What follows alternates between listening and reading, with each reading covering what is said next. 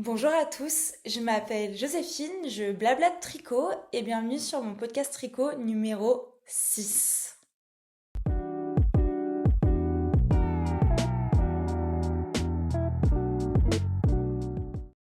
Je vais suivre un format de podcast tricot assez classique, projet terminé, projet en cours et acquisition. Je pense que cet épisode va être un peu plus court que d'habitude parce que j'essaye de venir un peu plus souvent vous blablater et je vous propose qu'on commence directement par ce que je porte. Donc, je porte le sweater numéro 23 de My Favorite Things Knitwear. C'est un des tout premiers pulls que j'ai fait et que j'ai tricoté en drops Népal gris foncé avec le drops Kit Silk gris aussi foncé. Je l'ai fait en taille S et je l'aime énormément. Je n'ai pas fait de modification à part que j'ai raccourci le nombre de côtes, le centimètre de côte en bas. Et la Drops Népal et la Kit Silk sur du 5 mm, ça donne un matériau qui est assez dense et donc du coup il a un très beau drapé et je l'aime beaucoup. Je le mets extrêmement souvent, bien que ce soit un de mes premiers projets tricotés, donc je vous le conseille grandement. Maintenant que j'ai un peu dit ce que je porte, on peut passer au projet terminé. J'en ai deux, dont un tout nouveau que vous avez jamais vu. Je vais d'abord commencer par celui que vous avez déjà vu.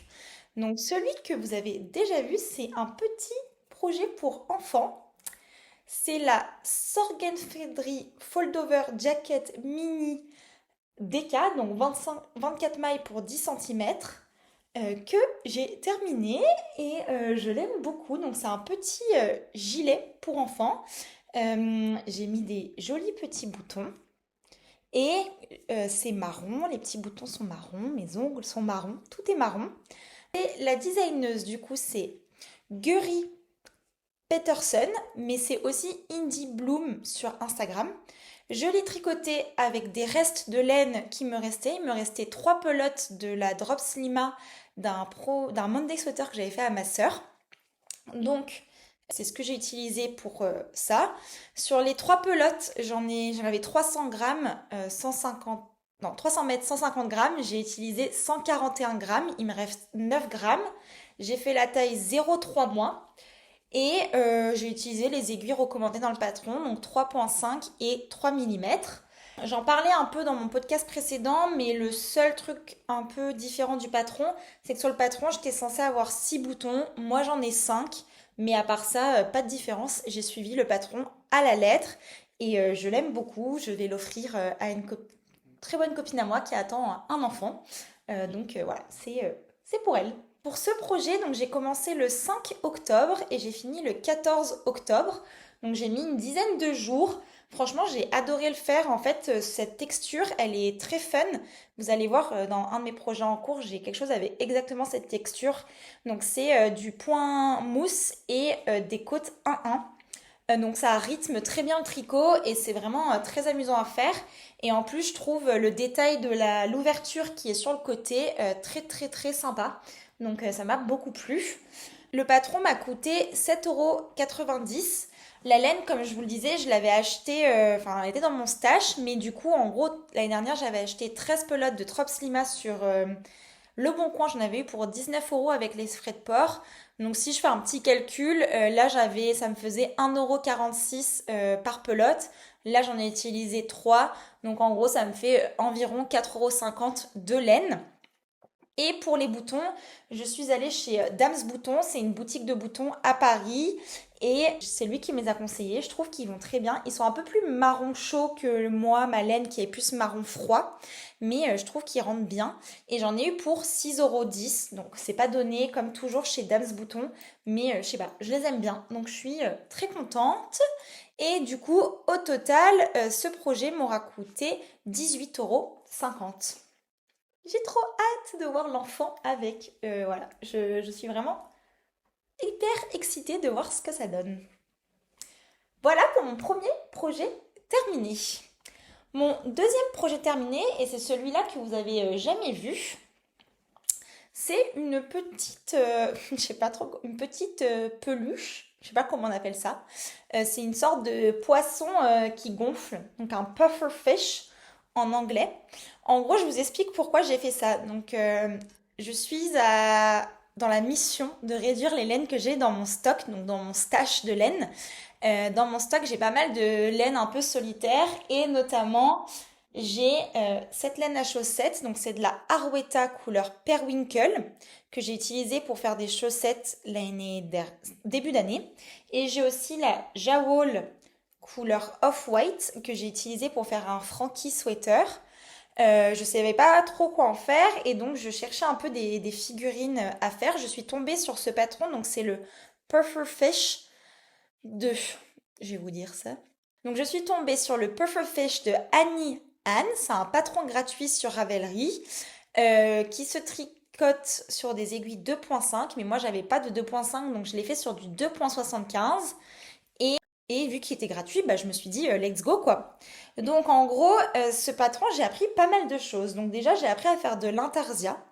Intarsia, donc intersi, je sais pas comment on dit en français.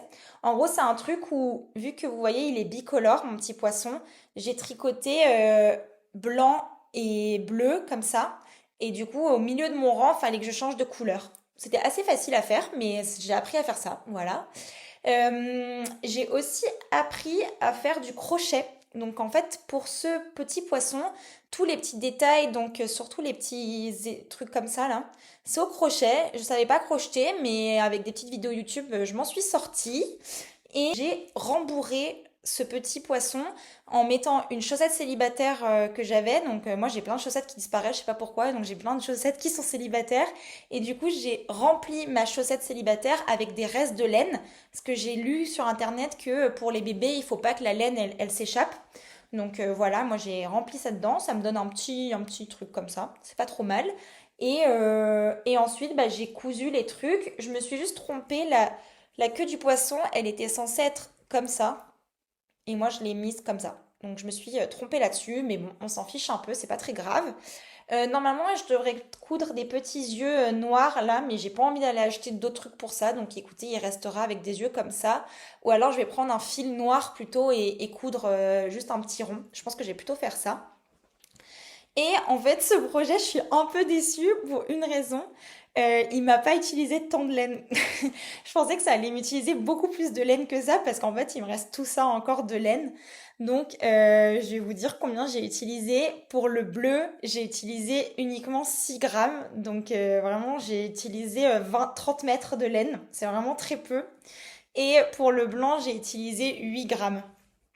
Donc voilà, si vous avez des restes de laine, bah, je vous le conseille, il faut vraiment pas beaucoup pour faire cette petite peluche. C'est un patron gratuit, on apprend des nouvelles techniques, donc en vrai, c'est assez fun à faire, ça a été assez rapide. J'ai commencé le 16 octobre et j'ai fini le 31 octobre. Pourquoi j'ai terminé aussi tard? C'est parce qu'il me fallait un crochet pour terminer et j'avais pas de crochet, donc j'ai dû aller en acheter un et après j'ai un peu procrastiné.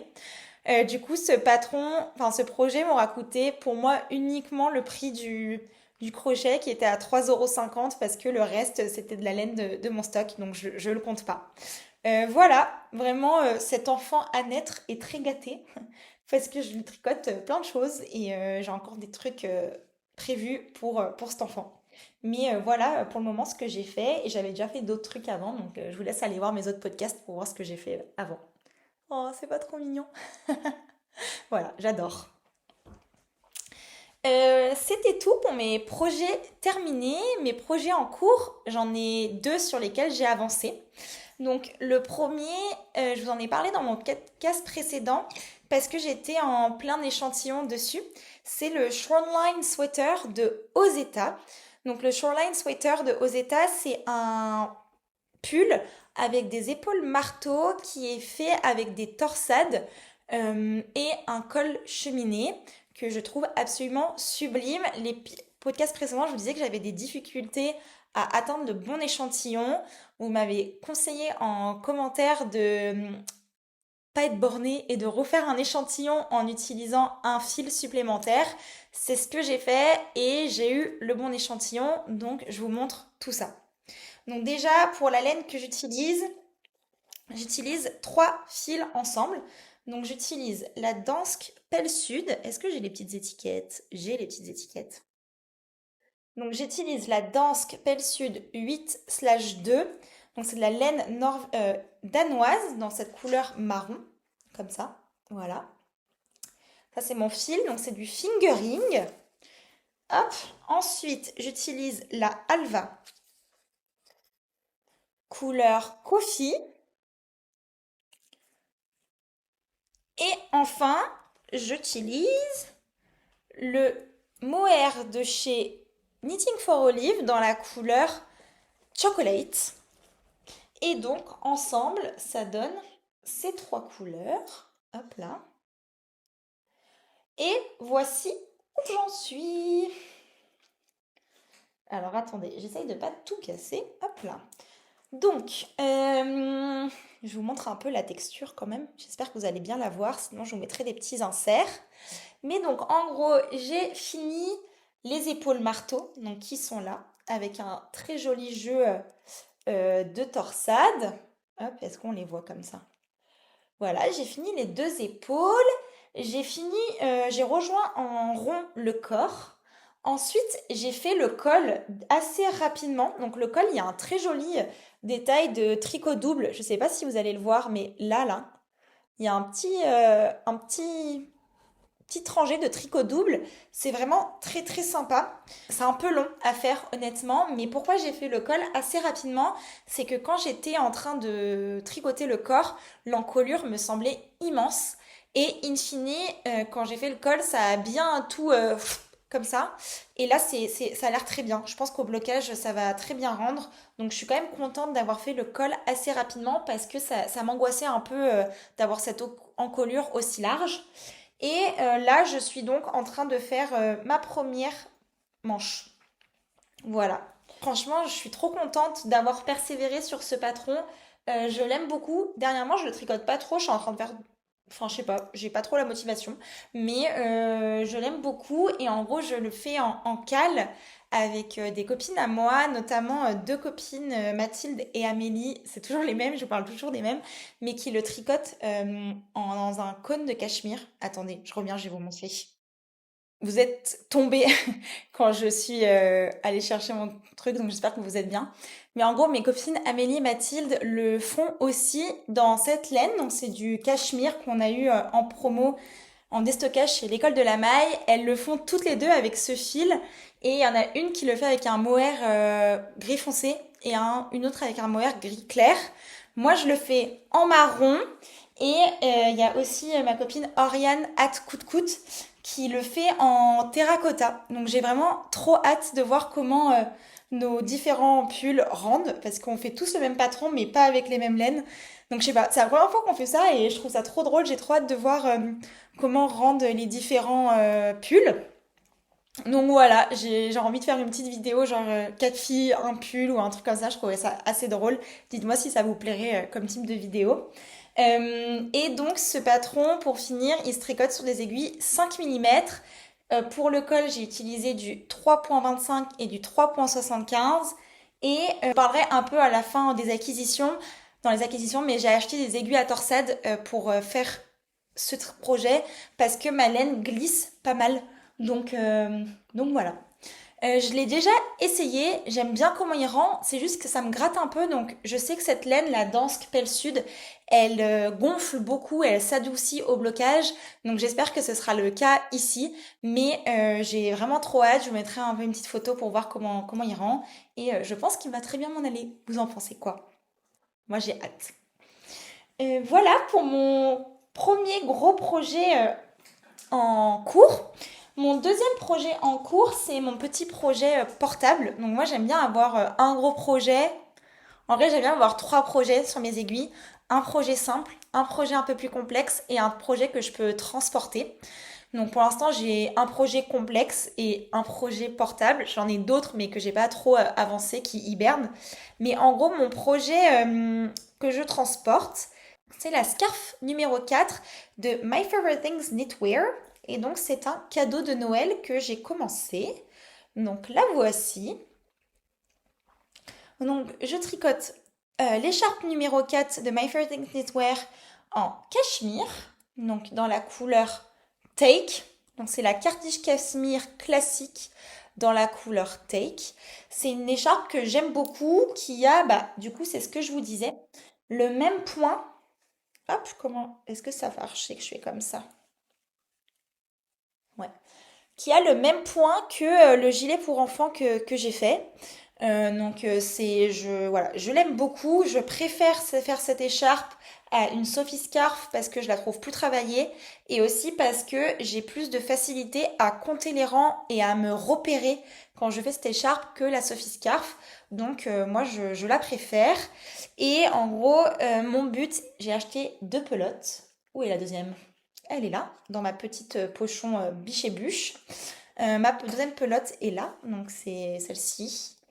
Et en gros, mon but est de tricoter, d'augmenter avec cette pelote jusqu'à ce que j'en ai encore. Je vais m'arrêter à genre 1 gramme ou 2 grammes avant la fin de la pelote. Et ensuite, je vais diminuer avec l'autre pelote. Comme ça va me faire un beau triangle assez grand. Hier, je suis allée boire un café avec une copine à qui j'ai offert la même chose aussi en cachemire. Elle la portait. J'étais trop, ça m'a fait quelque chose. J'aime bien quand voir les gens porter ce que je leur offre. Et voilà, elle me disait qu'elle était hyper contente, que le cachemire était vraiment extrêmement doux, que ça donnait vraiment très chaud sans prendre trop de place. Je suis très contente de ce cadeau. J'ai hâte de le finir, mais aussi je suis très contente de l'avoir commencé maintenant. Comme ça, je ne suis pas stressée pour Noël, parce qu'elle sera clairement finie pour Noël. Et voilà, moi j'aime bien. Je fais une petite écharpe pour transporter. C'est très pratique. Ça rentre dans mon petit pochon. Je vous montre ça. Hop là. Donc vraiment nickel. Et je le fais sur des aiguilles 3,5 comme recommandé dans le patron. C'est à peu près tout pour mes projets en cours. J'ai d'autres projets, mais je les ai pas trop avancés. J'ai notamment mon Holger sweater que j'ai pas fait d'autres couleurs et mon off-shoulder top de Mathilde Rouen. Je n'ai pas avancé, je suis toujours indécise dessus, je vais voir ce que j'en fais. Pour mes acquisitions, j'ai été assez sage ces dernières semaines. La seule chose que j'ai achetée, en gros, j'ai acheté des aiguilles à torsade dans une nouvelle boutique. Non, en vrai, j'ai acheté plusieurs trucs, je suis en train de carrément de mentir. En vrai, il y a une nouvelle boutique de laine qui a ouvert à Paris qui s'appelle Coup de Soleil, qui est dans le 11e, donc rue Chemin Vert, si mes souvenirs sont bons. J'avais envie d'aller voir ce qu'ils faisaient, donc je suis allée voir. Ils ont une très belle sélection, notamment de Majo Garn. C'est une des seules boutiques à Paris qui a de la Majo, j'étais très contente de voir cette laine et j'avoue qu'il y a pas mal de laine chez eux que j'ai envie d'essayer, mais j'ai pas encore d'idée de projet. Ils ont aussi de la Knitting for a Live et de la Fonty. Et ensuite, c'est quand même des marques assez onéreuses, donc faut quand même avoir le budget. Et la nana était très très sympa. Elle commence avec ces gammes-là, mais je pense qu'elle va référencer plus de laine après. Donc moi j'y suis allée, j'avais envie de donner un coup de pouce parce que j'aime bien quand des gens ouvrent des nouvelles boutiques. Je trouve ça bien. Et donc je vais acheter des aiguilles à torsade en plastique de la marque Clover. Parce que en gros, j'avais acheté les Knit Pro en métal au Knit It. Non, à Pop Girl Mercerie après le Knit It. Donc comme ça. Et en fait, les Knit Pro, elles glissent beaucoup trop. Donc elles sont en métal et ça glisse beaucoup trop quand je fais mes torsades. Alors que là, les comme ça, c'est vraiment parfait. Et ma copine Mathilde m'a aussi offert je vous mettrai une photo parce que je l'ai pas avec moi, elle est dans ma chambre, une aiguille à torsade où en fait c'est un câble en fer au milieu. Je les ai pas encore essayées, pour l'instant j'aime bien celle en plastique, je m'occupe de celle-ci.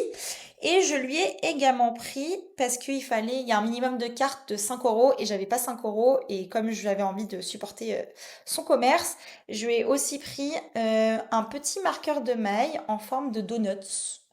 Voilà, très mignon. J'aime beaucoup et que j'ai mis dans mon petit trousseau de marqueurs. Ah bah si, je l'ai, le truc de Mathilde en fait, il est là. Ça ressemble à ça. Voilà. Euh, et enfin, du coup, j'ai acheté un crochet un crochet pour mon petit poisson. Et j'ai aussi acheté des petits embouts d'aiguilles parce que j'ai une capacité à les perdre assez inquiétante. Voilà, j'avais envie de les prendre parce que là, j'ai que mes petites tomates en ce moment. J'ai une licorne et j'avais un dinosaure que je retrouve pas. Donc j'ai mes petites tomates comme ça que j'adore, que j'avais acheté chez les Louiselle. Et maintenant j'ai les petits cœurs. Et j'ai un unicorn qui est sur un autre projet. Voilà pour mes acquisitions. Et franchement, j'ai pas trop de projets en cours à vous parler. Je vais attendre de finir les deux que j'ai en cours et après on verra ce que je monte. Je sais pas trop, donc je suis toujours dans mon optique de vider mon stash. Hier, j'ai fait un essai de faire un bonnet en mohair. Je voulais faire le Fat Fur Hat de Speculastric. J'ai essayé de faire un truc. Et après, je l'ai un peu essayé. Je me suis rendu compte que je n'aimais pas comment ça rendait, donc j'ai tout défait. Donc voilà, c'était un peu un échec. Je verrai. J'ai beaucoup de mohair, donc j'aimerais faire un truc. Mais vu que j'ai fait mon Harrow sweater en dégradé vert, j'ai pas non plus envie de refaire un truc avec des scraps. Donc je sais pas. Pour l'instant, je suis un peu en hésitation. Je vais finir mon shoreline. Je vais faire mon cadeau de Noël.